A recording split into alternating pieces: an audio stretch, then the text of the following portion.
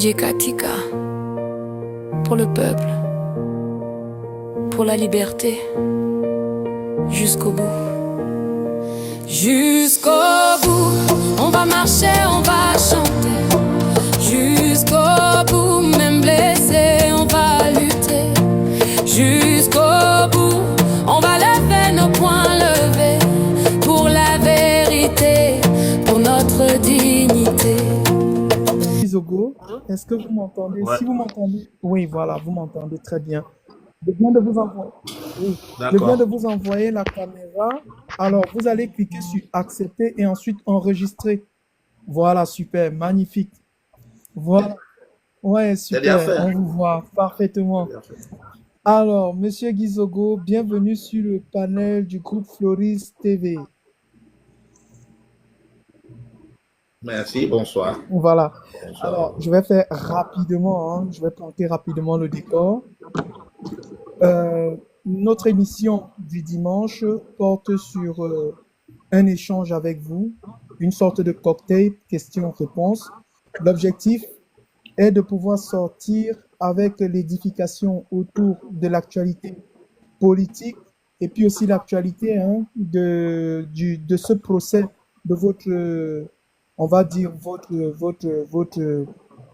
je vais pas dire votre collègue, mais ce qui a créé des remous dans l'actualité pendant une longue période et vous avez risqué de votre vie parce que vous étiez à la recherche de l'information pour couvrir ce crime crapuleux commis sur la personne de Martinez Zogo. Et hier, il y a encore de cela 2 jours ou 3, il y avait, je crois, un procès et les résultats d'un médecin légiste qui donnait des détails qui font froid dans le dos. Donc, entre autres, Absolument. nous allons parler de l'actualité, nous allons parler de tout ça. Et voilà, donc notre émission porte sur à peu près 2 heures de temps avec une petite pause après 1 heure. Moi, c'est Yann. Je vais présenter l'émission accompagné de Tiaka. Et après les 1 heure, il y aura potentiellement d'autres Camerounais de la diaspora qui vont monter pour vous poser des questions, histoire de, voilà, de vous toucher, parce que c'est pas tous les jours qu'on a des leaders d'opinion qui viennent dans notre communauté échanger avec nous. Donc, je ne sais pas si ça vous va. Est-ce que le principe vous va? Oui, ça va. Ça va, il n'y a pas de problème. D'accord, super. Bon, bah, alors, Tiaka, est-ce que tu as quelque chose à dire par rapport à tout ça?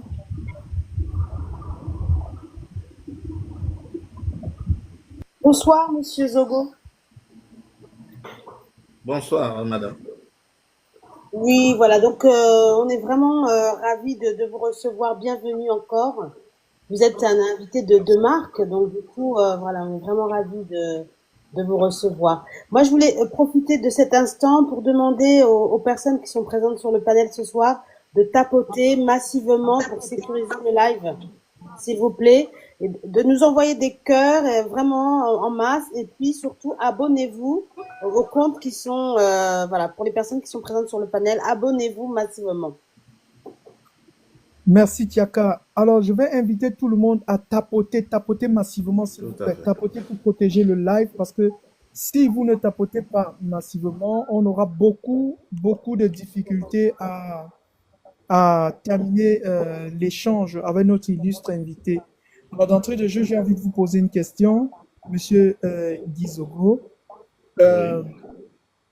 Est-ce que pour vous aujourd'hui, on peut dire que le Cameroun, euh, sur le plan de la liberté d'expression et des presses, le Cameroun est un pays de droit? Alors, il faut faire extrêmement attention parce que il y a un peu comme une volonté de démontrer que le Cameroun est un état de droit. C'est ce qu'on fait, c'est ce qu'on veut faire comprendre aux partenaires internationaux du Cameroun. C'est ce qu'on veut faire comprendre aux organisations de défense des droits de l'homme. C'est ce qu'on veut faire comprendre, en tout cas, à tous ceux qui échangent ou qui regardent le Cameroun d'un peu loin. Mais la réalité est beaucoup plus complexe que ça. Ben, écoutez, la notion d'état de droit d'abord renvoie principalement à ce que l'État s'applique à lui-même les décisions qui sont rendues par les juridictions. Ça, c'est d'abord la première acception de cette formule de l'état de droit. Mais également aujourd'hui, comme on l'entend généralement, l'état de droit, c'est le fait de respecter un certain nombre de règles, c'est de respecter les droits de l'homme, c'est de s'assurer que les élections soient démocratiques, qu'elles soient justes et équitables. Ben, je vous dirais que pour nous qui sommes à l'intérieur, on n'en a pas la certitude. Ce n'est pas vrai. Lorsque vous avez par exemple un secteur comme les partis politiques, il y en a au moins 300 au Cameroun actuellement, mais vous comprenez qu'on arrive à ce qu'on appelle la banalisation. On travaille à une banalisation de l'espace politique où vous avez des acteurs politiques qui n'ont d'acteurs politiques que le nom. Le même phénomène s'observe aussi lorsque vous prenez la presse. La presse au Cameroun aujourd'hui, vous avez plus de 100 télévisions, vous avez autant de radios et peut-être 200 à 300 journaux qui paraissent et même encore la presse en ligne. Donc, mais ça vous donne le sentiment que nous sommes effectivement dans un système où les droits, les règles sont respectées, mais cela à la limite ressemble parfois à la poudre de perlimpinpin, où on donne l'impression que c'est cela, mais en réalité, regardez la presse. Ok, bah, j'ai l'impression il faut tapoter les amis. J'ai l'impression que notre live est attaqué. Combien de médias se suffisent aujourd'hui, peuvent espérer fonctionner normalement, ce qui fait que les jours osés.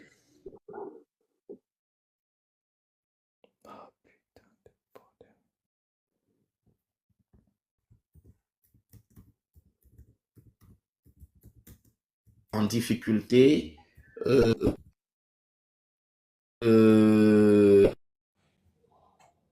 C'est bon, hein? C'est bon, vous pouvez continuer. Oui. Nous contraint vous suivons.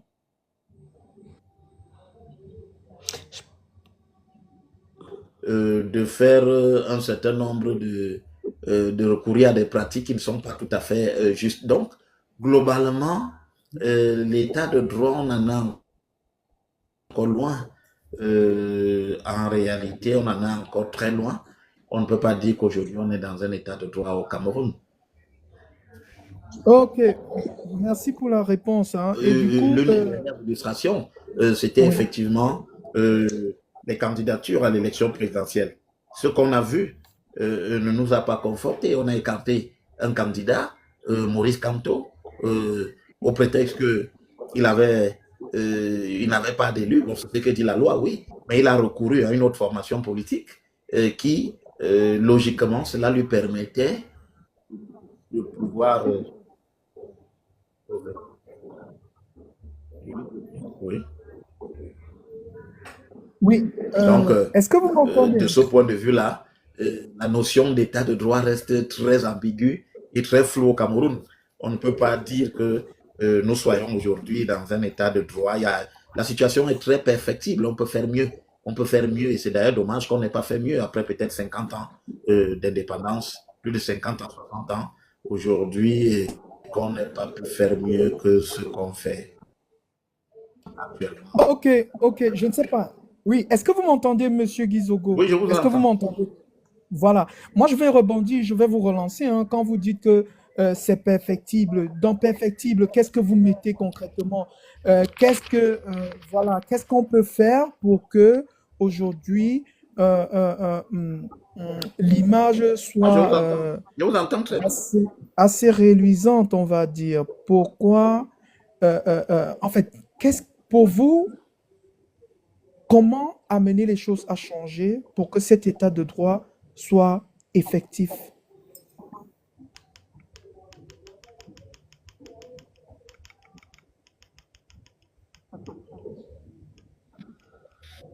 Mais écoutez, il y a du chemin, il y a du travail. Mais on a quand même eu 30 ans de retour au multipartisme. Depuis le retour au multipartisme, on a eu 30 ans, on aurait pu y travailler.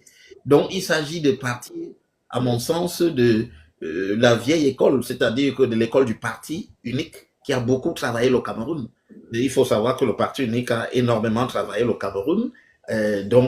Parti unique instauré en 1966, qui a couru de 1966 à 1990. Donc, Ça a beaucoup structuré les mentalités camerounaises. Et vous avez donc une série de fonctionnaires, parce que l'appareil d'État, pour bien comprendre la question de l'État de droit, il faut analyser comment est-ce que fonctionne l'appareil d'État et comment fonctionne finalement un système, parce qu'il s'agit d'un système.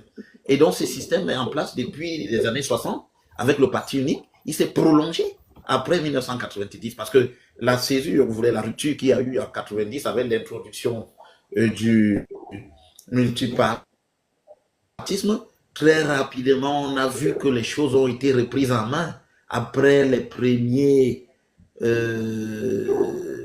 coups de semonce des populations qui ont donné à l'opposition déjà en 92 un certain pouvoir, mais qui leur ont donné prise en main tri à partir de l'élection présidentielle de 92 qui s'est consolidée avec toutes les autres élections présidentielles qu'on a vues, 97, 2004, 2011, 2018 et puis maintenant 2025. Donc, ce qui est là, ce qu'il faut comprendre, c'est que l'appareil d'État, le système, s'est consolidé avec une émasculation de la classe politique. On a donc vu à partir de 92, tout le monde courir faire des alliances avec le pouvoir, d'abord le MDR, ensuite l'UPC et finalement l'UNDP.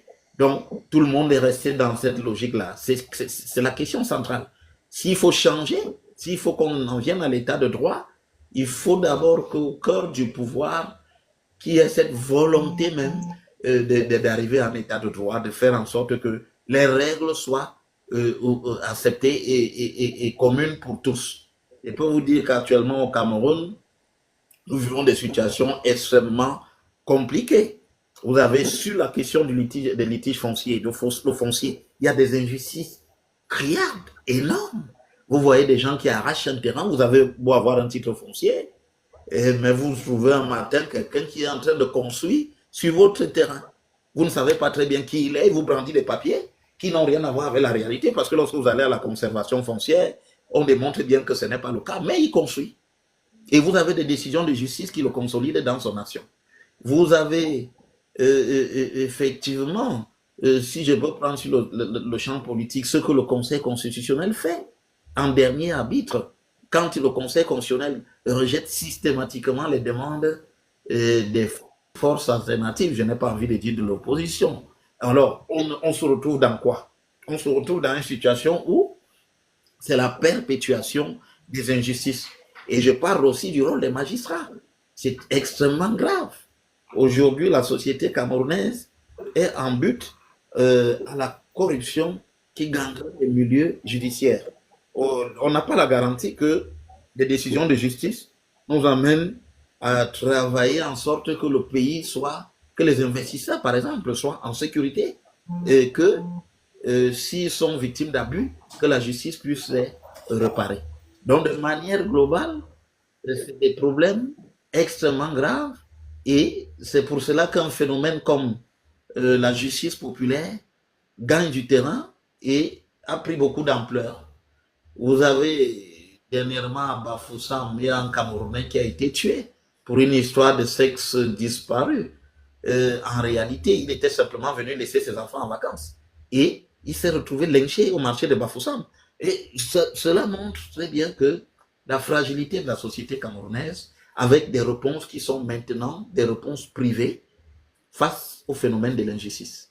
Donc, un Camerounais est beaucoup plus enclin maintenant à prendre une machette, aller se faire justice lui-même, plutôt qu'à recourir au commissariat, à la brigade et au procureur, parce qu'il s'est dit finalement, si ce monsieur a plus de moyens que moi, il va payer et rien ne lui arrivera. Je peux vous prendre un exemple.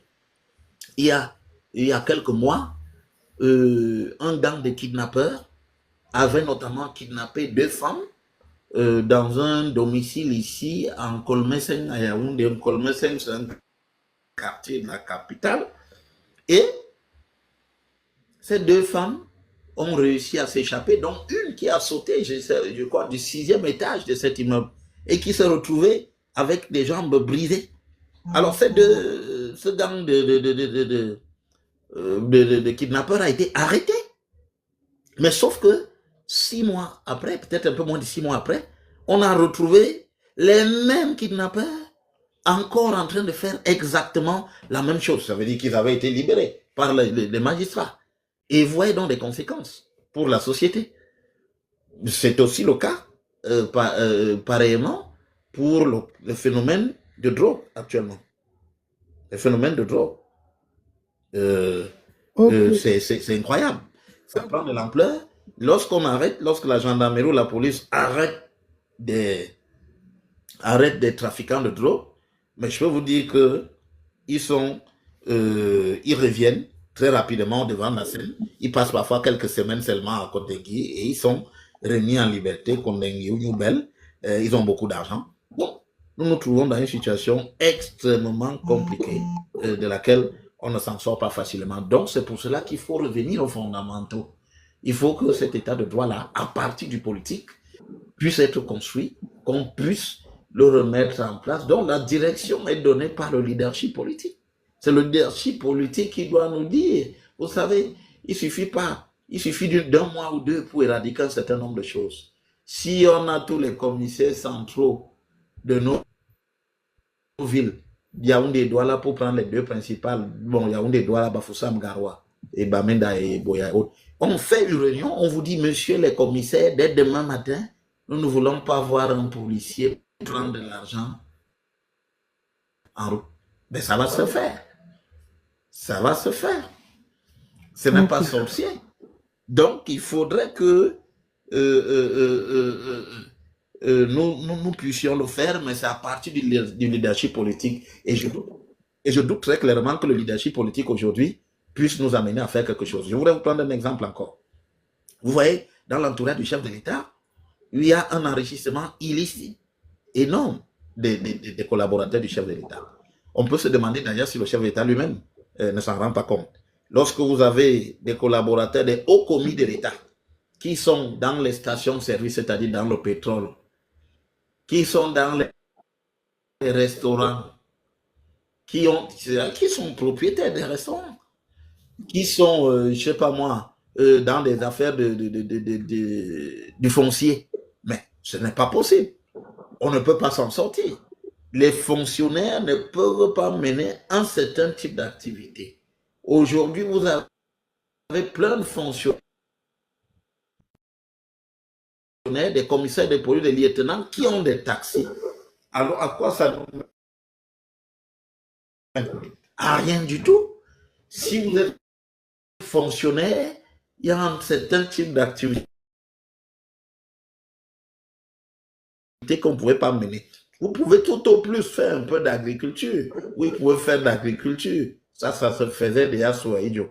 Mais aujourd'hui, c'est terrible parce que tout vole en éclat. Ce qu'ils veulent, vous voyez des fonctionnaires qui sont bailleurs, ils se retrouvent dans les activités. Ils sont propriétaires, je ne sais pas moi, de cars de transport. Et, alors, Je ne sais pas. Est-ce que vous m'entendez, monsieur Guizogo? Voilà. Moi, je voudrais je vous entends très bien. voilà, avant de passer la parole à Tiaka, j'ai une dernière question. Vous avez parlé d'émasculation. Aujourd'hui, on se rend compte que les médias également au Cameroun, médias écrits, radio, télé également, subiraient. Est-ce qu'on peut dire que cette émasculation également au sein des médias est permanente? Parce que nous, en diaspora, nous avons du mal à avoir la bonne information. Il y a des personnes comme vous, par exemple, qui prenaient souvent, au risque de vos vies, le courage de couvrir des événements comme ceux de l'assassinat crapuleux de Martinez Zogo. Est-ce que cette émasculation-là également ne gangrène pas le monde médiatique auquel vous appartenez? Oui, bien sûr. Je crois que c'est même à la limite une vérité de la palisse. Bon, aujourd'hui, les médias au Cameroun, il faut avoir beaucoup de courage pour y être, pour y travailler. C'est presque pour dire comme au quartier, tout est à terre. Il y a quelques médias qui tiennent encore la route, mais ce n'est pas évident. D'abord, il y a une entreprise de paupérisation de la presse au Cameroun. vous vous rendez compte que l'aide publique à la presse n'atteint même pas 200 millions au Cameroun. Alors, nous allons où? Lorsque nous avons une presse qui n'a même pas de moyens de fonction, avec aujourd'hui les réseaux sociaux qui sont arrivés, la concurrence est très rude, avec par exemple la presse écrite qui est en train de mourir. Mais il faudrait que le gouvernement, par exemple, prenne sur lui de mettre plus de moyens, comme on le voit par exemple au Gabon à côté, pour ne prendre qu'un exemple, le cas du Gabon. Donc nous devons mettre les moyens pour que la presse soit crédible. Mais il y a un phénomène de paupérisation de la presse. Ce qu'il y a, c'est que on sait, la CRTV bénéficie de la redevance audiovisuelle, donc les impôts que les Camerounais payent, publics et privés d'ailleurs, de parapublics d'ailleurs. Et puis maintenant, l'autre presse qui ne reçoit rien, parce que sur les moins de 200 millions qui restent, il n'y a pas grand-chose. Quand vous voyez à qui on partage cela, c'est risible. Il n'y a pas grand-chose à espérer de ça. Alors, donc, de ce point de vue-là, ce qui se passe, c'est que cette entreprise de paupérisation frappe de plein fouet le rendement des journalistes. Vous avez des journalistes qui sont devenus des francs-tireurs. Lorsqu'on appelle ici, il prend un peu d'argent et puis il fait comme bon lui semble, comme on lui a dicté de faire. Mais c'est vraiment regrettable. Et quand vous voyez ce phénomène est par exemple accentué sur la question du football aujourd'hui avec la FECAFOOT, tous les journalistes, ou à peu près tous ceux qui y travaillent, sont d'un clan, soit de ce côté, soit de l'autre. Donc, la presse aujourd'hui au Cameroun est pratiquement aux ordres. Elle est pratiquement aux ordres. Il y a très peu de possibilités de voir des gens éclore et dire des choses qui sortent d'un certain conformisme. Ce n'est même pas pareil que ce que faisaient par exemple les Pius Ndiaye, Célestin Monga, je parlerai encore Benjamin Zebazé, qui ont fait la presse à un moment où c'était très difficile, mais qui économiquement avaient un retour. Parce qu'il faudrait bien qu'on se comprenne, il y a aussi la dimension économique, il faut bien que la presse nourrisse son nom. Ça n'a pas été le cas, parce que lorsque dans les années 90, on avait une édition du Messager, des Challenge Hebdo, ou encore beaucoup plus tard la Nouvelle Expression, même lorsqu'on avait interdit pour censure, ça circulait sous le manteau et les gens achetaient. Il y avait de l'argent. Ceux qui produisaient, notamment ces journalistes-là, pouvaient vivre, je ne dirais pas décemment, mais ils avaient quand même la possibilité de vivre. Donc je vous parlais de la... lorsque il n'y a plus de journal au Cameroun qui tire 2000 exemplaires en dehors de Cameroun Tribune qui distribue dans les administrations. Mais il n'y a plus de journal qui tire 2000 exemplaires. À quoi sert? À quoi ça sert? Tout le monde, il faut aller dans les réseaux sociaux, il faut se mettre là-bas. Donc, la volonté est naturellement celle du pouvoir d'entretenir, d'avoir une presse qui est faible ou du moins une presse qui est affaiblie. Et c'est cela qui fait que la presse, aujourd'hui au Cameroun, est très fragilisée et on devrait pouvoir faire mieux. Il y a des ressources, hein. On ne va pas dire que tous les journalistes camerounais n'ont pas de valeur. Non, il y en a de très valeureux. Mais maintenant, les conditions de travail ne sont pas toujours idéales, ne sont pas toujours celles qu'on peut espérer. Donc, une fois encore, il y a d'abord qu'il faut effectivement assainir le milieu. Il y a des entreprises de presse aujourd'hui au Cameroun qui fonctionnent. Je ne me vante pas en parlant d'Equinox Télévision, mais Equinox Télévision est une entreprise qui fonctionne à peu près normalement, avec des salaires qui sont chaque mois, avec une assurance maladie, avec un 13e mois qui est payé à plus de 50%. Voilà. Donc, globalement, ça, ce sont des efforts, ce sont des sacrifices qui sont faits. Mais combien de médias peuvent le faire aujourd'hui au Cameroun? Ça, ce n'est pas évident. Oui, ça c'est vrai ce que vous dites. En tout cas, c'est très enrichissant tout ce que vous détaillez là et tout ce que vous nous apportez comme réponse. Ça nous permet également d'avoir une idée de l'environnement de la presse au Cameroun. D'autant plus que nous aurions appris que voilà, vous prenez beaucoup de risques. Est-ce que vous avez des protections quand vous partez sur le terrain pour couvrir voilà, un événement comme aussi sensible comme l'assassinat de Martinez Zogo. Est-ce que vous avez de la protection? Est-ce que vous êtes protégé? Ah non. Ah non, je ne vous dirais pas que j'ai des protections. Peut-être que si je suis croyant, je me dis oui, peut-être Dieu va m'accompagner. Bon, il n'y a pas de protection. Non, il n'y a pas de protection. Peut-être la seule protection, c'est le peu de crédibilité dont vous jouissez. Et peut-être c'est aussi la protection, parce que je peux vous dire que par le travail qu'on fait aujourd'hui au Cameroun, lorsque je me présente, et généralement les gens me reçoivent, me donnent l'information, même s'ils me disent il ne faut pas citer mon nom. Oui, c'est la règle, on protège les sources. Donc, pour le travail qui est fait, on arrive à rentrer, à faire des choses, même s'il y a de l'hostilité. Vous savez, dans le procès Martinez-Ogodon, dans l'affaire Martinez-Ogodon, vous parlez, oui, les gens auraient pu me faire la peau, notamment ceux du camp de Amroubeling, ils auraient pu me faire la peau. Il y en avait qui ne m'adressaient pas la parole, qui ont recommencé à me l'adresser il n'y a pas très longtemps. Donc, qui estimaient que j'étais un ennemi pour eux. Mais en réalité, la question était que au Cameroun, comme on a l'habitude d'enterrer très rapidement les affaires, on les enterre. Si on en parle un jour, 2 jours, et que l'affaire est passée, ça arrange tout le monde. C'est comme ça que le Cameroun fonctionne. Même lorsqu'on y a un gros scandale, on en parle une 24 heures, 48 heures, et puis on passe à autre chose.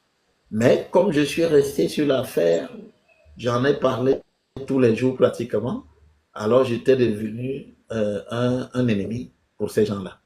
Je voudrais faire une parenthèse parce que si dans l'affaire Monseigneur Bala également, nous avions fait la même chose, peut-être qu'on aurait eu des résultats différents, parce que je veux vous rappeler que j'ai été le premier journaliste à arriver sur le pont des Bebda, le pont sur la Sanaga, après l'annonce de la disparition de Monseigneur Bala. Je suis arrivé sur les lieux et j'avais trouvé la police judiciaire qui faisait d'ailleurs des relevés, qui faisait des prélèvements. Et je suis allé vers la voiture. La première chose qui m'avait frappé, c'est que le véhicule, Monseigneur Bala était parti derrière ce fameux mot « Je suis dans l'eau », qui était là en évidence. Mais je ne sais pas si j'ai fait autant de... Je n'ai pas montré autant d'entrain que dans l'affaire Martinez. On aurait pu peut-être faire mieux dès cette période-là. Donc, cela veut dire que si nous travaillons suffisamment, on peut avoir des résultats. Donc, en matière de protection, non, il n'y en a pas. On prend des risques. On prend des risques. Et vous savez, il y a une règle quand vous agissez. Quand vous êtes un homme d'action, si vous êtes dans le feu de l'action, ne vous posez pas trop de questions. Agissez. Si vous vous mettez à vous poser trop de questions, vous serez tétanisé, vous ne ferez plus rien. Vous vous direz, ah, si je vais là-bas, on risque de me tuer. Si je fais ceci, on risque de m'assassiner. Est-ce que dans la soirée, en rentrant, il n'y a pas des gens qui vont m'attendre pour m'assassiner? Ah non, ce genre de pensée, vous ne l'avez pas. Parce que c'est aussi une mission. C'est aussi une mission pour que on essaye d'apporter d'autres pierres à l'édifice pour faire que le pays, que les lignes bougent. Je ne pense pas qu'aujourd'hui, quelqu'un prendra encore le risque au Cameroun de tuer un journaliste de la manière dont Martinez Zogo a été tué. Ça m'étonnerait beaucoup. Ça m'étonnerait beaucoup que cela arrive encore. Et même un simple citoyen, au-delà des journalistes, parce que nous défendons aussi en réalité la cause de tous les citoyens. Chacun doit être en sécurité, malgré ses opinions. Si vous n'êtes pas d'accord avec des gens, ce n'est pas une raison pour qu'on vous tue. Mais on doit vous permettre de vous exprimer. C'est Voltaire qui disait je ne suis pas d'accord avec vous, mais je me battrai jusqu'au bout pour que vous puissiez dire ce que vous avez à dire. C'est cela, c'est cette maxime-là qui devrait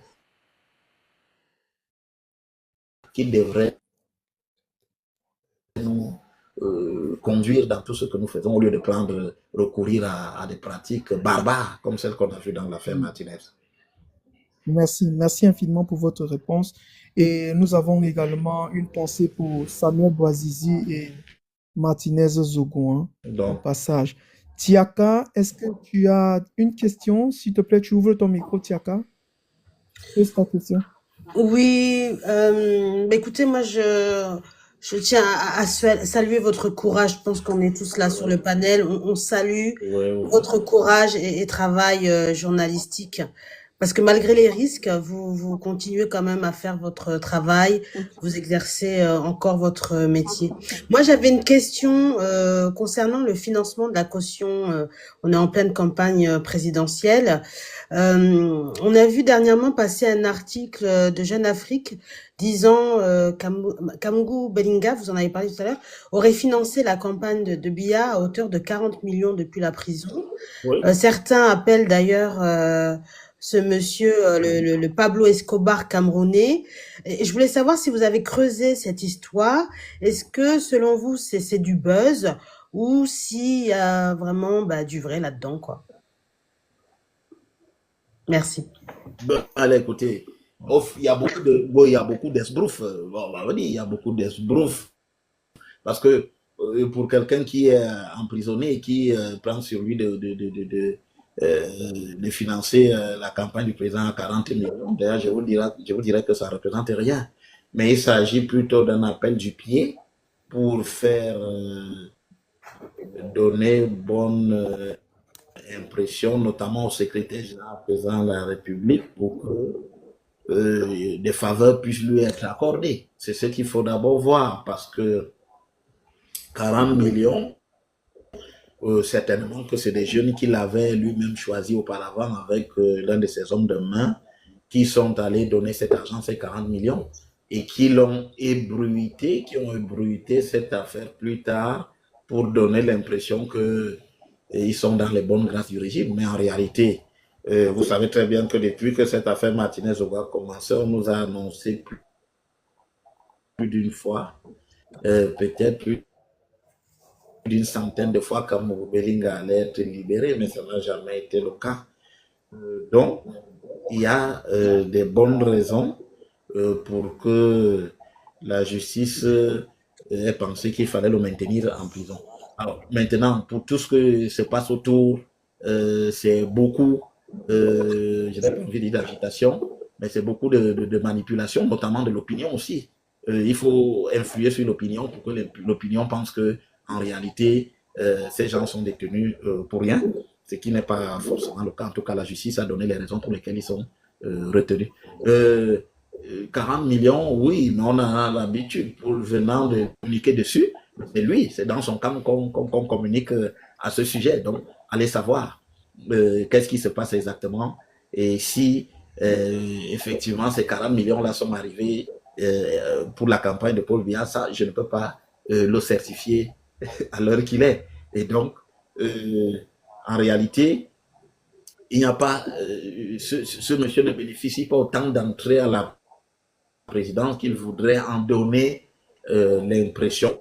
Vous savez que avec le secrétaire général de la présidence, ce n'est pas forcément le grand amour.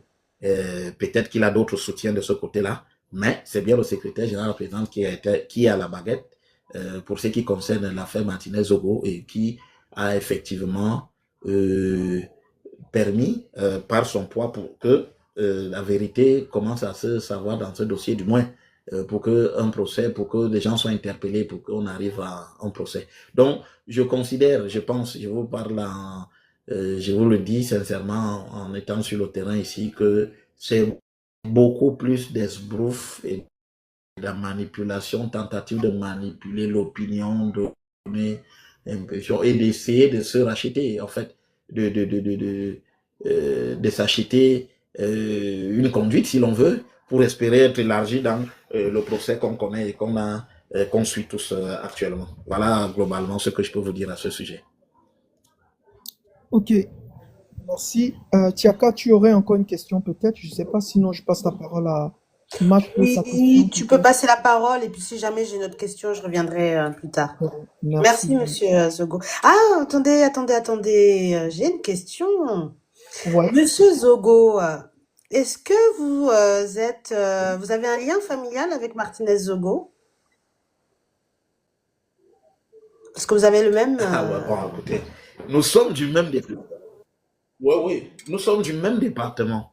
Alors, nous sommes du même département, le département de la Léquier, dans la région du centre, mais nous sommes aussi, d'une certaine manière, du même clan. Mais nous n'avons pas de relation, nous n'avons pas de relation familiale. Alors, parce qu'il faut savoir que les Zogo, c'est tout un grand clan qu'on appelle avec un grand aïeux, notre aïeul qui était Zogo Fudangono. Donc, c'est lui qui est le grand aïeux voilà, des Zogo, de toute la branche des Zogo. Donc, nous sommes de ce clan-là, mais je n'ai pas de relation familiale directe avec Martinez Zogo. Non, nous avons le même nom, oui. Maintenant, j'ai entendu des choses où des gens ont dit que voilà, c'était mon nom. Nous sommes du même clan, oui, mais nous n'avons pas de relation familiale directe, non, pas du tout. Mais c'est un frère. Nous avons fait beaucoup de choses ensemble. Il était, quand on se rencontrait tout le temps, on parlait, et puis il intervenait aussi. Si j'avais un problème, il intervenait pour que ces choses-là puissent bien se passer. Donc, on se connaissait très bien. Voilà. D'accord, merci. Ok, Mash, est-ce que Mash peut poser sa question? Ton micro, Mash. Oui, bonsoir, bonsoir panel, bonsoir Monsieur Zogo.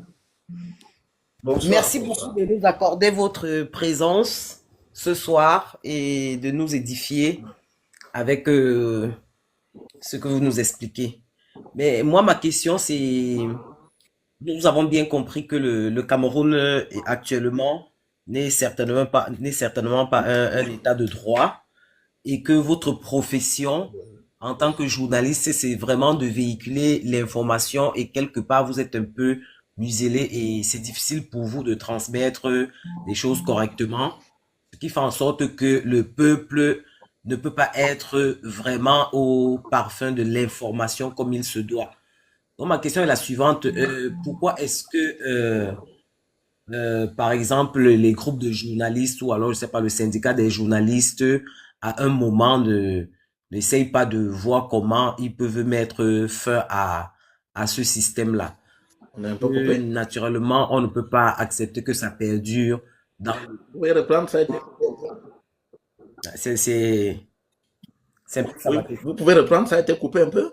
Ah, je disais que pourquoi est-ce que le collège des journalistes ou alors je sais pas le syndicat des journalistes ne se mettent pas ensemble pour voir comment on peut stopper ce phénomène-là afin que le peuple puisse avoir des informations correctes et puis que vous exerciez tranquillement votre profession comme il se doit. Oui, mais écoutez, oui, mais la question, oui, il y a des syndicats ici. Il y a le SNJC, Syndicat national des journalistes du Cameroun, mais il y a le Kamasej aussi. Hein, ça, c'est beaucoup plus pour nos confrères anglophones qui font des choses.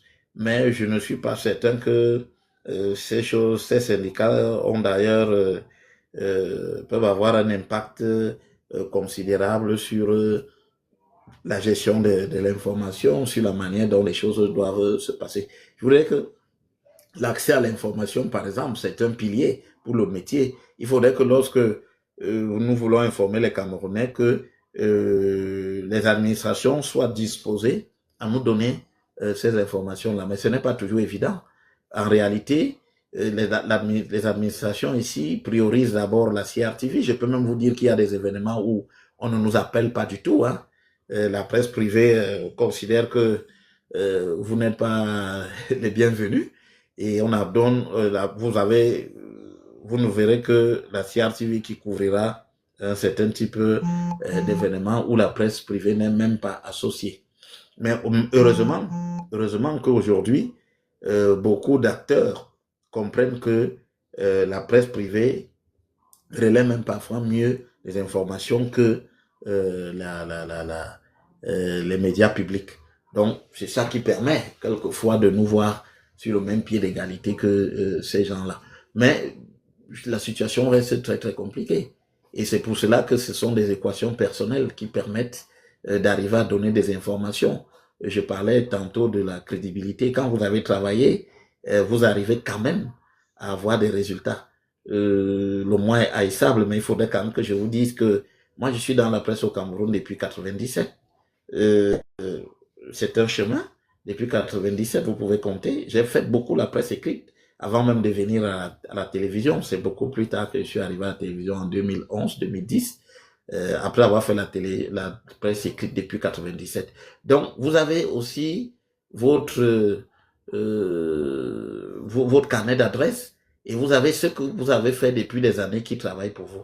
C'est aussi ça le parcours et c'est ça qui nous permet aujourd'hui que nous ayons dans la presse privée des figures qui peuvent parler avec une certaine autorité. Je parle par exemple de Valentin Siméon Zinga, je parle, bon, Richard Touna à l'époque, qui est malheureusement décédé, paix à son âme, Aman Mana, je parle aussi naturellement de Séverin Tchunke, je parle oui, ben, quelques figures comme celle-là, Benjamin Zebazé, qui a pris un peu du recul, mais il y a là quelques personnes qui ont travaillé depuis des années et qui bénéficient donc de cette crédibilité-là. Donc, c'est un chemin aujourd'hui vers lequel il faut aller. Mais le contexte économique est aussi très difficile pour les journalistes, comme je l'ai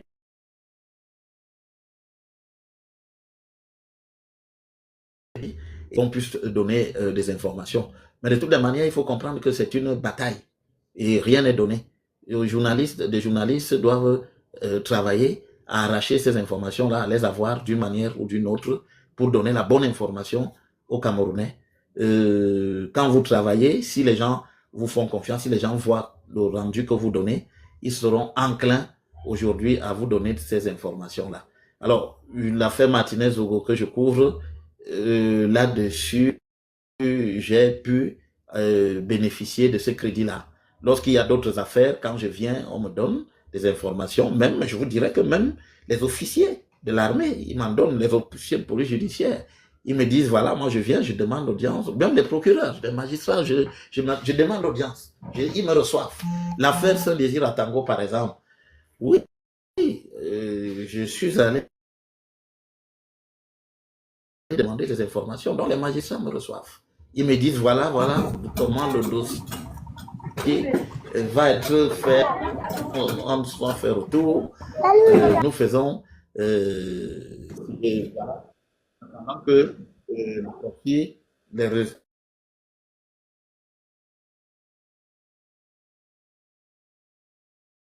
merveille là actuellement, où on attend les résultats de dire aux Camerounais à quel moment est-ce que il était chez le procureur, il est retourné ici, voir, et il va retourner encore devant le procureur une fois que les résultats de l'autopsie auront été mis à disposition par le médecin légiste dans le cas effectivement de cette merveille là.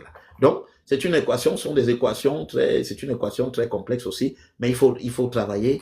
Vous savez, on travaille pour le pays. Ça peut être dur, mais il faut travailler pour le pays. Il faut avoir la foi que le pays va aller mieux, parce que nous ne pouvons pas être dans la fatalité en nous disant que nous ne pouvons pas faire nous ici ce qui s'est fait ailleurs. Et pour cela, il faut que quelquefois quelques personnes se sacrifient pour que après, derrière, le meilleur arrive. Voilà ce que je peux vous dire à ce sujet. Merci infiniment pour votre réponse. Coach Félix, ton micro, s'il te plaît. Monsieur Guizogo, c'est Félix Dachua, le fils de Casimir Dachua Sopa, ancien journaliste, qui est d'ailleurs encadré Séverin Tchonko. Vous avez connu Casimir Dachua, qui est d'ailleurs faisait également les chroniques judiciaires, peut-être. Absolument, Voilà. bien sûr. Vous connaissez votre père. Oui, bien sûr. On a lu les chroniques de votre père. Elles font partie il fait partie de ceux qui nous ont aussi mis le pied à l'étrier. Puisque moi, j'étais encore plus jeune. Je lisais déjà ces chroniques, Casimir Dachua Soupa, bien sûr, qui est une figure très connue et qui est... Voilà. De ceux qui ont créé la CIA TV, donc je comprends le travail que vous faites sur le terrain. Il insistait beaucoup sur le professionnalisme, sur la rigueur et sur certains éléments importants. Je voulais revenir sur les documents signés par le magistrat Sikati concernant l'affaire Martinez-Zogo. Oui. Est-ce que de votre analyse, ces documents qui tendaient à donner la liberté provisoire à monsieur Amogu Belinga, est-ce que vous avez creusé davantage sur cette documentation? Est-ce que finalement les documents publiés étaient des vrais ou des faux, ou alors des vrais faux, ou alors des vrais qu'on a décidé de déclarer faux? Ah oui, mais je crois que la dernière option est la bonne, c'est-à-dire que les vrais qu'on a décidé de déclarer faux. Ce qui est sûr, l'ordonnance de M. Sikati était vraie. Donc, elle a été prise. Bon, maintenant, elle a été prise, mais le reproche qui lui a été fait, c'est que dans un dossier aussi délicat, il n'aurait pas pu prendre sur lui de remettre en liberté, disons, les principaux accusés. Alors, il semble bien, d'après mes informations, que même au ministère de la Défense, on l'avait mis en garde contre toute option qui irait dans ce sens-là. Peut-être que il a estimé qu'étant juge, oui, quand vous êtes juge, oui, vous avez le pouvoir de décider que tel n'a rien à voir dans cette affaire et de l'élargir. Mais cela, dans une affaire aussi sensible, cela en réalité réduisait à néant cette affaire si on était resté simplement avec ces personnes en élargissant les deux autres. Parce que si nous suivons, comme nous suivons l'affaire, le principal accusé, les deux premiers, en tout cas, Amour Belinga et Koeko, pour Amour Belinga, on retient quand même deux dates essentielles qui permettent au procureur de le garder. Donc, il n'y a que le 16, la veille de l'enlèvement de Martinez Zogo, il avait été, donc le lieutenant Dan est venu le voir à son bureau. Là, nous avons les images du bureau de M. Amour Belinga. Le lieutenant Justin Dan est venu le voir le 16 janvier 2023. Et il est revenu le voir le 18 janvier, c'est-à-dire le lendemain de l'enlèvement et vraisemblablement de l'assassinat de Martinez Zogo. Donc, la veille, ensuite, le lendemain de sa disparition. Et donc, ces deux éléments ont permis au procureur de dire, là, je vous tiens, je vous garde. Il faut que vous me disiez ce que vous étiez en train de vous dire dans ces deux dates-là. Pourquoi seulement ces deux dates? Pourquoi après vous vous êtes plus vu? Pourquoi vous n'êtes pas vu plus tôt avant? Donc, je crois que la délicatesse de l'affaire était telle que le juge Sikati a pris des libertés qu'il aurait peut-être dû éviter de prendre en se montrant prudent. Rien ne l'empêchait par exemple d'envoyer tout le monde devant aux assises en disant chacun ira se défendre là-bas et puis on verra. Si vous dites vrai, ce sera d'autant que le procès est public. Maintenant, on peut bien savoir qui a fait quoi. Est-ce que vous m'accusez? Je n'étais pas là, je n'ai pas fait ça. Donc, il a pour un dossier aussi risqué, parce que je peux vous dire que j'ai parlé avec les forces de sécurité, tout le monde avait peur. Tout le monde avait peur au moment où cette décision a été rendue. Parce qu'il aurait pu, il aurait pu avoir des marches. Il aurait pu avoir des marches, et vous savez que c'est tout ce que le régime déteste ici. Surtout que les taximans, parce qu'une marche qui éclate ici, s'organisaient. Hein. Je vous laisse peut-être un scoop, mais vous le saviez. Les taximans qui suivaient Martinez Zogo régulièrement, c'était organisé à lancer un mot d'ordre de grève et fragiliser le pays. Bon, voilà. Une autre question comme ça qui me revient. Quand il y a eu le mot d'ordre de grève, c'est parti. Voilà. Une autre question concernant le Conseil constitutionnel, monsieur Zogo, monsieur Guy Zogo, on nous a donné l'information, la couverture médiatique devait être libre et publique. Comment se fait-il que Equinox n'ait finalement plus à la dernière minute pu retransmettre en direct ce qui s'est passé au Conseil constitutionnel? Y a-t-il eu des menaces? Vous étiez au Conseil constitutionnel mais vous n'avez pas pu diffuser et c'était compliqué. On nous parle de certaines restrictions, des menaces, des censures et beaucoup d'autres choses qui se sont peut-être faites. Où se trouve la vérité? Qu'est-ce qui s'est passé au Conseil constitutionnel, monsieur Guy Zogo? Oui, mais oui, c'était effectivement très encadré, très très encadré, parce qu'à un moment donné, vous avez vu voir le direct sur Equinox Télévision, mais qui a été aussitôt arrêté, parce que moi je me trouvais dans la salle d'audience, et à un moment donné, on m'annonce que le préfet me cherche.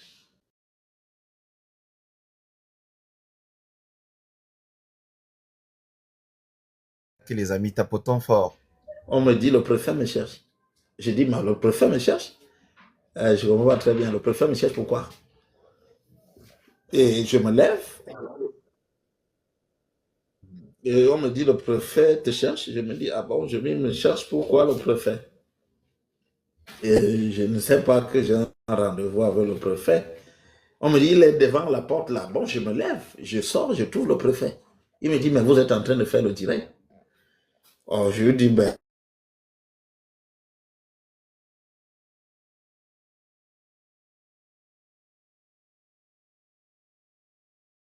non, moi, je ne suis pas au courant que nous faisons en direct. En fait, on avait repris le signal de Naja TV. Et donc, il me dit, non, il faut vraiment... Il prend mon téléphone. On me dit, bon, voilà le téléphone, montrez-nous votre téléphone. Je montre mon téléphone, il n'y a pas de direct dessus. Bon, et puis il me dit, lui me montre plutôt son... Voilà, il me montre plutôt son téléphone où je vois le direct. Non. Alors, je lui dis, mais moi, je n'en sais rien en ce moment-ci. Je ne sais pas ce que je peux vous dire, monsieur le préfet. Et donc, et puis après, quelques minutes après, on va donc faire sortir Manu Militari de la salle, celui qui fait le technicien qui fait le direct pour Naja TV, de la télévision de Jean-Bruno Tagny. Donc, c'est ce relais-là que nous avions pris leur signal pour diffuser chez nous. Parce que c'est vrai que il nous avait dit, le ministre Atangandi avait laissé entendre qu'il n'y aurait pas de direct. Parce que nous, on avait tout notre matériel pour faire le direct. Parce que nous avons la possibilité de faire le direct à partir de notre dispositif. Nous l'avons. Donc, mais il nous avait clairement interdit de ne pas faire le direct. Et c'était cela qui... On n'a fait que des comptes rendus. C'est-à-dire qu'à la fin, faire la situation. Et c'était vraiment dommage parce que le direct aurait permis aux Camerounais de suivre, on peut dire, lorsque le cabinet civil qui est assis et qui regarde ses membres du conseil, vous comprenez que c'est une manière peut-être de leur dire ne vous amusez pas. Si vous ne faites pas ce qu'il faut, on peut trancher les têtes. Donc, c'est des images comme celle-là auraient pu être encore beaucoup plus saisissantes si nous étions effectivement dans un direct qui permettait aux Camerounais de voir des visus et in situ là, c'est ce moment-là, ce qui se passait. Voilà. Ben, écoutez, vous avez utilisé une expression que le préfet aurait utilisée à votre endroit, comme quoi, sinon on coupe des têtes, je sais pas, j'ai pas bien suivi ça, vous pouvez répéter. Effectivement, le live est un peu bugué à ce moment-là. Est-ce que Ah, Monsieur Lola Guizot m'a entendu?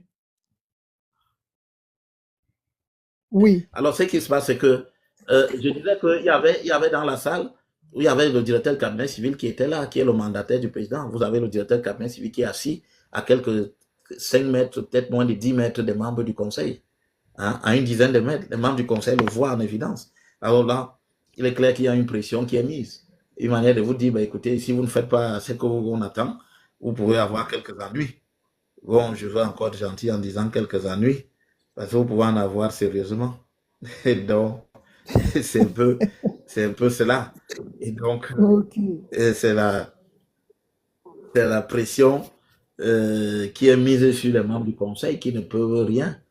Parce que quand vous voyez les décisions qui sont rendues par le conseil, qui ont été rendues par le conseil constitutionnel, on n'a pas, dans le cas de Maurice Kamto, il n'y avait pas de raison que la candidature de Maurice Kamto soit rejetée.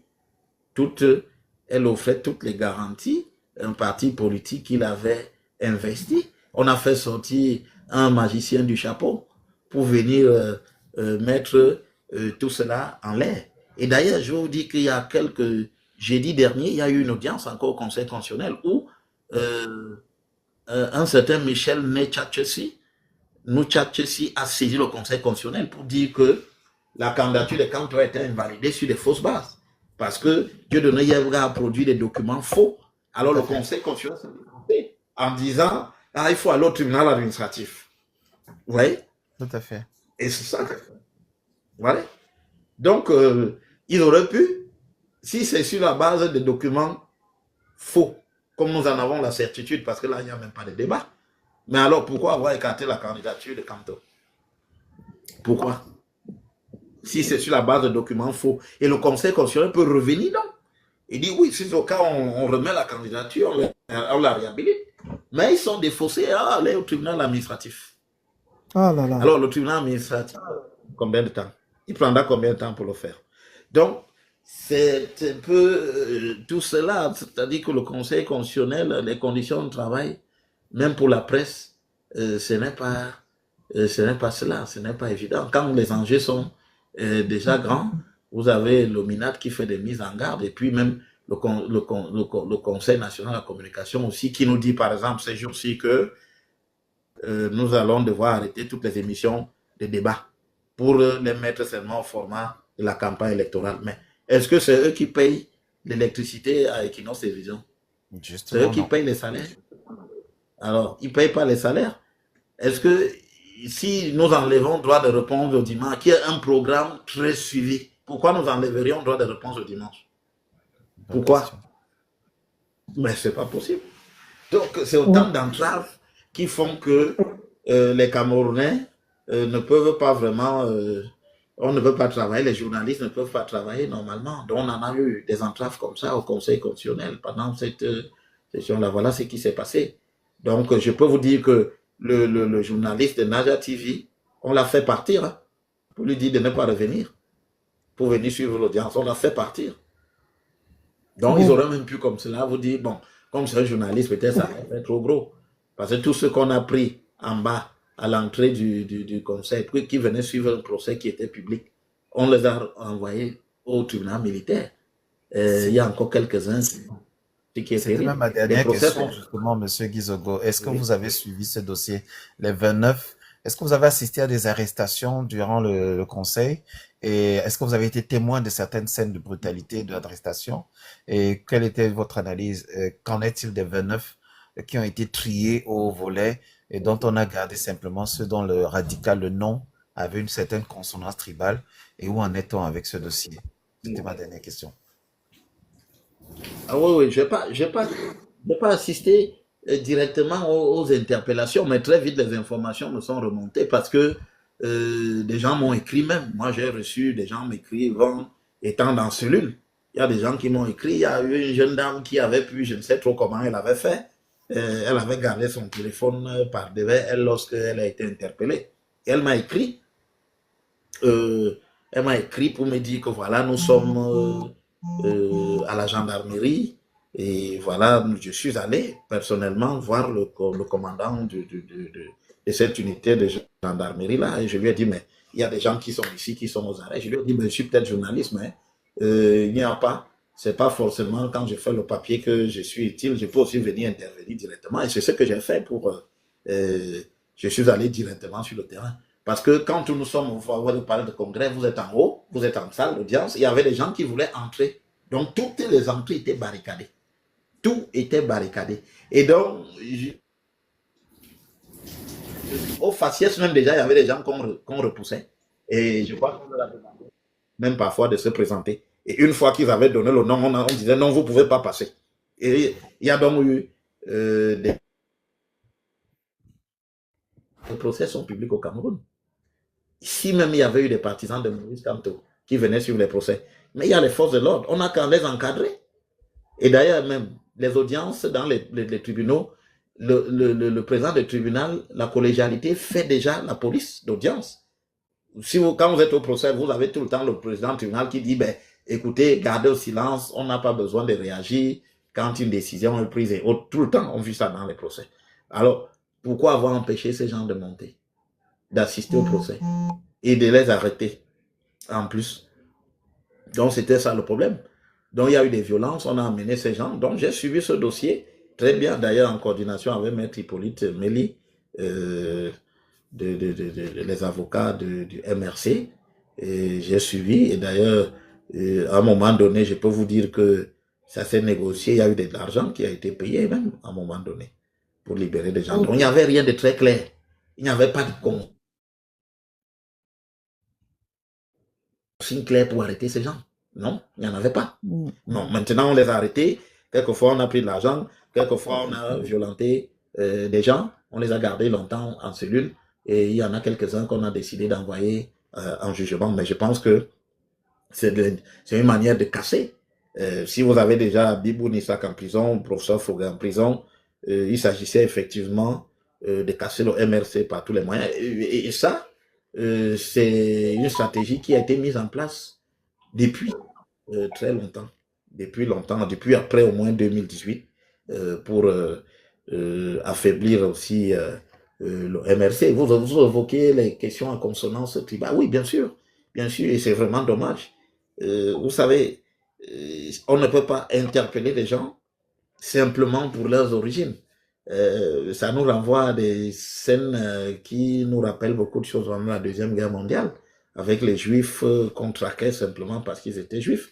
Est-ce qu'on peut traquer des gens simplement pour leurs origines? Je pense que ce n'est pas possible. C'est dommage. Parce qu'au Cameroun, ce sont des choses qui perdurent.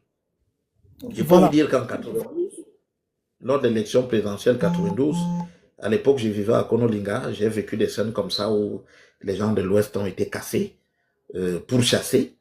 Ils ont fait des jours à la préfecture. Je m'étais alors rendu à l'époque même à la préfecture. J'étais encore simplement un élève en classe de première et autres, mais je suis allé à la préfecture à cette époque-là, en 92, après l'élection présidentielle. Ben, tout cela n'a pas cessé. Il faudrait que dans notre pays, que l'on sache faire montre d'élévation, qu'on sache que on ne peut pas pourchasser des gens simplement pour leurs origines, ce qui est très grave. Merci. Merci beaucoup, monsieur Gizogo. Alors, on va prendre une petite pause. Je vais descendre. Oui, merci, Félix. Je remercie le grand frère Gizogo. Je vais prendre votre contact après et on aura l'occasion d'échanger. Juste vous rappeler que papa est décédé le 7 décembre, malheureusement. Donc, je pense que monsieur Sébastien Tchonko a été informé. Donc, merci pour vous qui avez pris le relais dans ce domaine. Il est décédé le 7 Le 7 décembre. 7 décembre, oui. Dernier 2023. Désolé. Oui, ça je sais, oui. Ok, d'accord. Si, je sais. Je crois qu'il était au courant, oui. Ok. En tout cas, on se reparlera. Merci beaucoup d'avoir pris le relais. C'est vous qui êtes aujourd'hui les porte-flambeaux de ce travail de terrain. Merci à vous et à très bientôt. Merci Floris, coach Félix. Alors, monsieur Gizogo, nous allons prendre une petite courte pause pour vous permettre de souffler, de boire peut-être un verre d'eau, un verre de café, une tasse de café peut-être. Donc, on va vous permettre de prendre, oui. Et entre-temps, on a DJ Katika qui peut nous mettre un peu de musique. Le temps pour vous de souffler un peu, 2-3 minutes, monsieur Gizogo. D'accord. DJ Katika, tu peux nous mettre un petit truc là, juste pour quelques minutes? Bien sûr, surtout quand tu le demandes ainsi. Vas-y. Katika! DJ Katika! Résonance grave! Écoute-moi! Que nos voix s'élèvent! Que justice règne!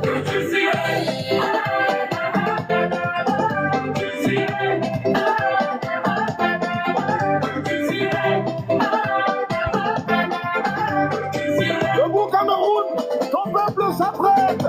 À l'école, on nous apprend des rêves trop étroits. On réside et pays trahit ses enfants, ses frères. Nos identités volées par la peur des uns. Nos cœurs battent encore, l'espoir n'est pas vain. Ils veulent qu'on se taise, non, qu'on baisse la tête. Jamais. Mais notre histoire s'écrit dans le feu des combats.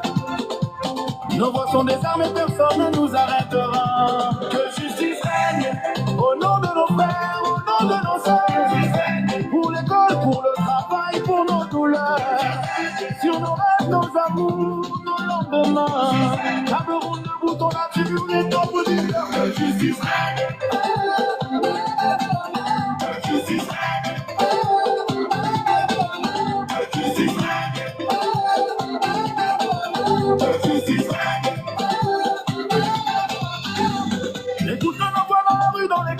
On se bat pour pour demain, on efface les menaces. Le cahier taché de sueur et de larmes. Chaque page est une arme, chaque mot une alarme. Ils volent nos ressources, nos vies, nos années. Mais jamais nos cœurs ne seront enchaînés. L'amour d'un pays est plus fort que la peur. On marche ensemble jusqu'à la dernière heure. Pour nos mamans qui prient la nuit.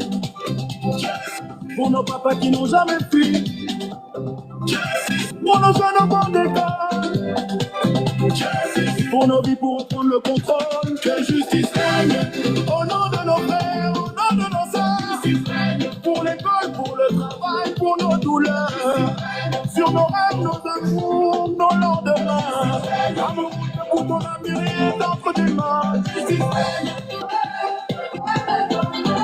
Justice règne. Justice règne. Justice règne. Justice règne. Justice règne. Justice règne. Justice règne. Justice règne. Au nom de nos frères, au nom de nos sœurs. Pour l'école, pour le travail, pour nos douleurs. Sur nos rêves, nos amours, nos lendemains.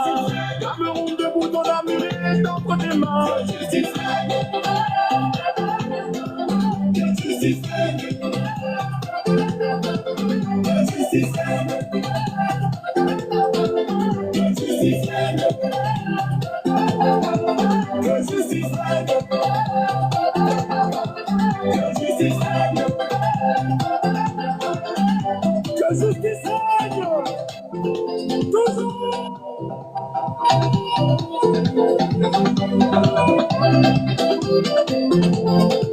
Que justice règne. Que justice règne.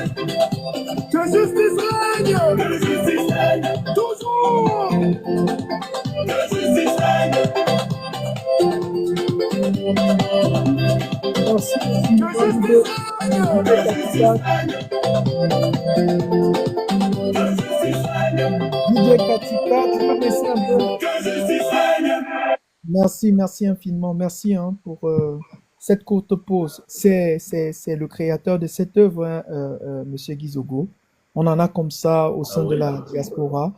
Et je profite de l'occasion hein, pour vous dire que le groupe Floris également vous offre un livre intitulé Tu dois t'impliquer, dont l'auteur c'est Wilfried Ekanga. Je ne sais pas si vous le connaissez. Donc Floris, Je le connais. voilà, Floris va prendre des dispositions pour que vous nous disiez comment on va vous faire parvenir ce cadeau-là. Ce sera dédicacé hein, à votre nom et voilà, du groupe Floris. Alors, j'ai tout de suite une question qui me vient à l'esprit avant peut-être de passer la parole à Wellington. Pour vous aujourd'hui, quand vous regardez, on a comme un sentiment de tension hein, qui monte au Cameroun en ce moment.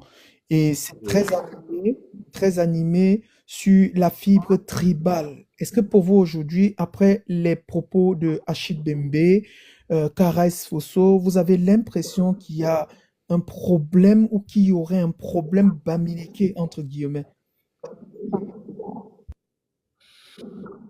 Ah oui, mais effectivement, oui, on ne peut pas esquiver la question, on ne peut pas éluder, du moins cette question-là. On ne peut pas éluder cette question en disant qu'il n'y a pas de problème bamileke au Cameroun. C'est un problème qui est réel parce que dans la mesure où tous ceux qui l'ont évoqué, une figure comme Achille Mbembe qui l'évoque, on ne peut pas mettre en doute ce que dit Achille Mbembe.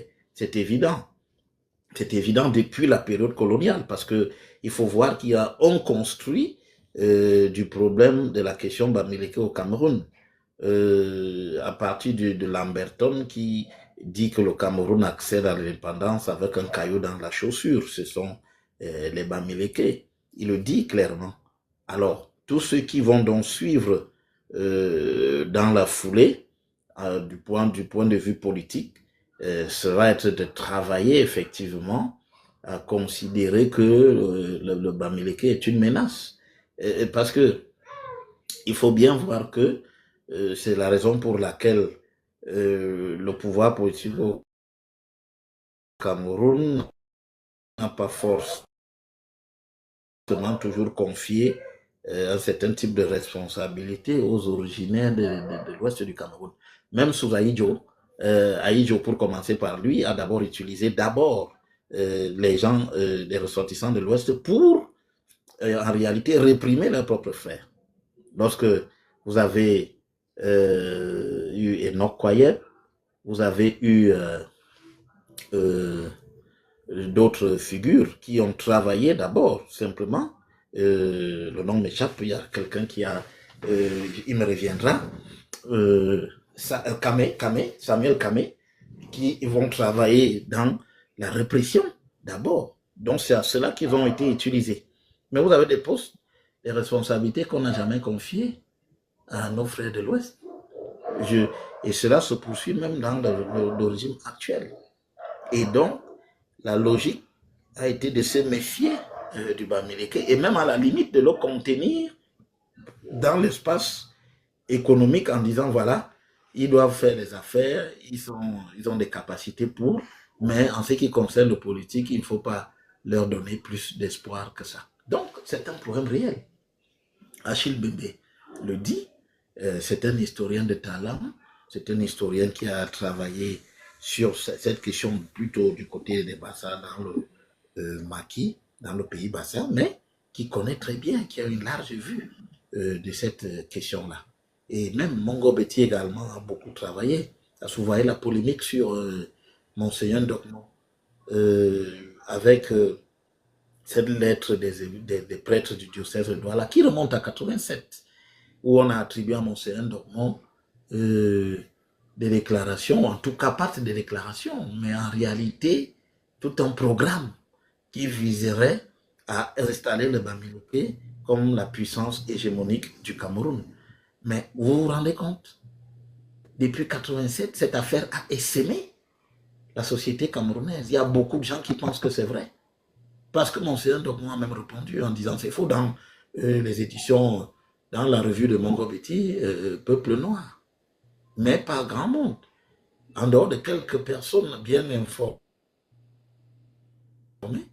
Mais jusqu'à aujourd'hui, les gens, beaucoup considèrent que Monseigneur Ndokmo était un théoricien de la suprématie de Bamileke au camp. La patrie pour la vie, pour la vie. À l'école, on nous apprenait les rêves. Mais dehors, c'est la guerre qui s'élève. Nos cahiers remplis d'espoir et de larmes. Nos parents fatigués, nos frères sous les armes. Au marché, je vois les mères debout. Elles vendent la douleur, mais dans le goût. Monsieur Zogo. De nourrir la Mais moi, je terre, ne le de vois bâtir pas demain. assez bien. Est-ce que Même tu quand la m'entends justice assez nous bien? échappe des mains. Vas-y, calme-toi. Oui, je demandais à ACB. ACB, tu disais que Monsieur Zogo, tu lui as envoyé l'invitation. Il n'est pas dans le, il n'est plus là. Oui, justement, et, le live a été attaqué et certainement il a été éjecté. Donc, on va continuer de tapoter en attendant. On va essayer de le recontacter. Euh, on va essayer de voir. Merci infiniment. Je ne sais pas vos avis dans les commentaires, hein, comment vous avez trouvé jusqu'ici l'échange avec lui. C'est vrai que on était juste à la moitié du parcours, mais je pense que ses réponses depuis le début du live ont apporté également beaucoup de lumière, hein, de façon relative, je vais dire ça comme ça, sur les avis, les points de vue, et voilà. Ça va probablement également réconforter, hein, certains.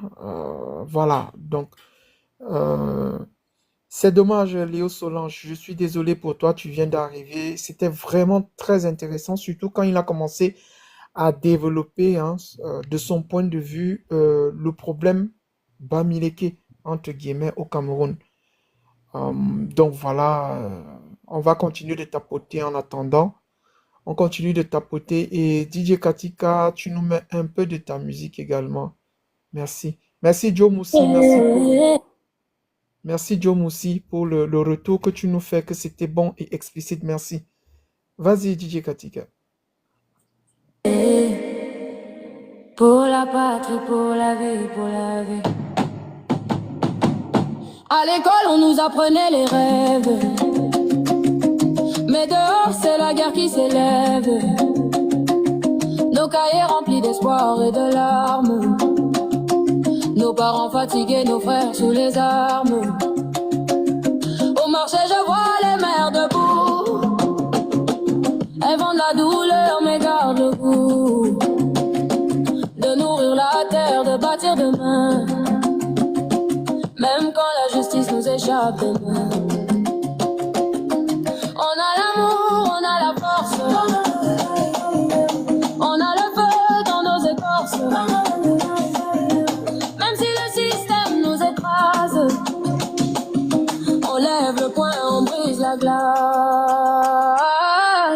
L'amour pour la patrie, c'est la lumière de nos vies. Même dans la nuit, même dans les cris, on se lève, on combat, on écrit l'avenir. L'amour pour la patrie, c'est la flamme qui nous unit. Même dans les pleurs, même dans les guerres, on avance ensemble, le peuple est fier. J'ai grandi dans les ruelles sans loi, avec des rêves plus grands que moi. À l'usine, au bureau, dans la sueur, on cherchait justice, on cherche l'honneur. Les amitiés brisées par la misère, les amours volés par les frontières. Mais dans nos yeux brille encore la vérité, un pays trahi qu'on doit libérer. On crie pour nos écoles, pour nos hôpitaux, pour les enfants perdus dans les ghettos. On chante pour Kamto, symbole d'avenir, même rejeté, il nous fait tenir. On rêve d'institutions honnêtes, de lois justes, de routes nettes. On rêve d'un Cameroun qui respire, et chaque cœur bat pour le reconquérir. L'amour pour la patrie, c'est la lumière de nos vies. Même dans la nuit, même dans les cris, on se lève, on combat, on écrit l'avenir. L'amour pour la patrie, c'est la flamme qui nous unit. Même dans les pleurs, même dans les guerres, on avance ensemble. En attendant que l'invité remonte. Allô? Tu peux baisser un peu, Katika? Oui. Oui, je demandais en attendant que l'invité revienne. Je voulais déjà faire, comme on me dit que UPC n'est pas là, je voulais commencer un petit débrief. Du moins, pas un débrief complet, mais rappeler à ceux qui arrivent les points qui ont déjà été évoqués et quelques éléments sur lesquels l'invité nous a gratifié, n'est-ce pas, de très belles réponses. Déjà, tout est parti sur l'affaire Martinez-Zogo. Il nous a donné tellement d'informations concernant non seulement le suivi du dossier, la délicatesse du dossier, les différentes complications qui ont eu lieu dans le traitement de ce dossier, l'ampleur que le dossier a pris, à la question de Mathieu concernant les syndicats. Il a d'ailleurs rappelé les différents syndicats de journalistes qui existent au Cameroun et que oui, il y en a des syndicats, mais est-ce que les syndicats ont la possibilité de jouer leur rôle vu le contexte de promiscuité et de faibles revenus et vu le contexte de l'audiovisuel au Cameroun, c'est très difficile. Surtout que les différentes entreprises de communication n'ont presque rien comme revenu venant des subventions de l'État. Il a pris l'exemple de la presse écrite qui subit une concurrence déloyale des réseaux internes, du moins de la presse numérique et tout, et rappeler ici que les contextes sont pas toujours évidents au Cameroun.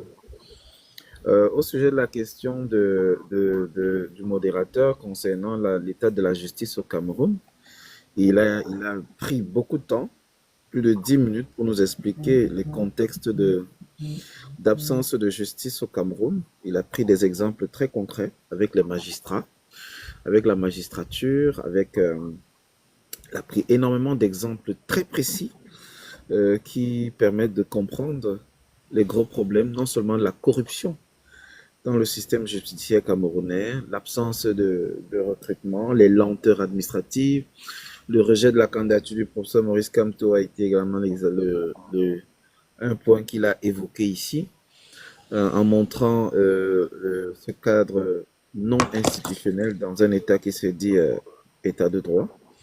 Il a montré les limites et que malgré l'avènement du multipartisme, dans les démonstrations de M. Guizogo, on pouvait comprendre que le Cameroun est loin d'être une démocratie. S'agissant du Conseil constitutionnel, il a développé, il a expliqué tout ce qui s'est passé durant le Conseil constitutionnel. Il a été convié par le sous-préfet qui lui a demandé s'il était en train de faire un live. Il a demandé d'arrêter tout. Les techniciens ont été chassés de la salle. Même le technicien de Nadia TV a été prié d'arrêter la diffusion et il lui a été même sommé de ne pas revenir. Donc si l'invité est déjà là, je vais couper mon micro. Hein. En attendant qu'il remonte, je fais juste un petit rappel. Donc merci à Kamto sera président et ACB qui font le travail pour qu'il puisse remonter. Envoyez des cœurs, envoyez-nous des cœurs, envoyez des cadeaux à notre invité. Je ne sais pas si Larmes coulaient